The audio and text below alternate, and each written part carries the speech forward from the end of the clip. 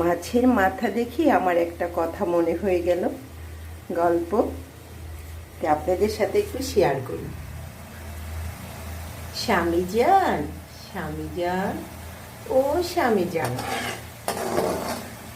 যার স্বামী বেশি ইনকাম করে তার বর অনেক কদর,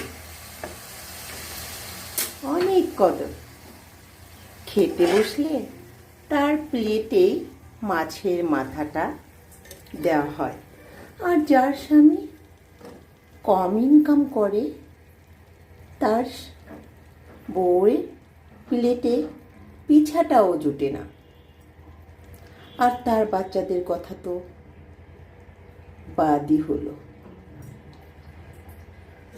তার স্বামীটা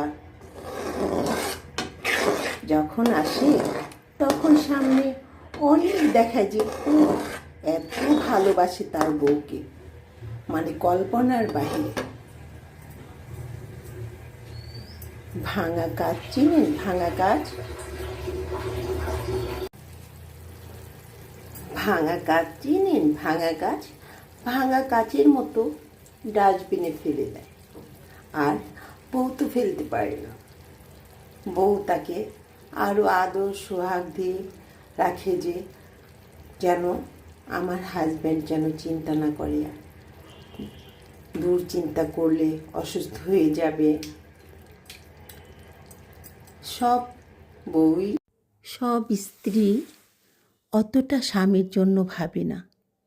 কত কত স্ত্রী আছে স্বামী ছাড়া কিছুই বোঝে না। স্বামী বসতে বললে বসে, স্বামী উঠতে বলে উঠে। এমনও স্ত্রী আছে স্বামীকে অন্ধ বিশ্বাস করে। চোখে জল নিয়ে সেহরি খেয়েছি। কেন বলেন তো? আমার স্বামী অনেক দূরে থাকে, মেয়ে থাকে ঢাকায়। কী খাচ্ছে না খাচ্ছে তারা কিছুই জানি না, কিন্তু ভালো খাক মন্দ খাক আমার তো মন মানে না। আমি নিজে হাতে তাদের বেড়ে বেড়ে খাওয়াতাম, একসাথে খেতাম এই ইফতারিতে সেহরিতে। বাবা মা শ্বশুর শাশুড়ি ভাই বোন যা ভাসুর সবাই মিলে একসাথে রোজা করলে, ইফতার করলে কতই আনন্দ লাগে। এই আনন্দ ভাষায় প্রকাশ করে না। আল্লাহর দরবারে যে পৌঁছায়। সবাই মিলে আনন্দ করে আপনারা আত্মীয় স্বজন মিলে ইফতার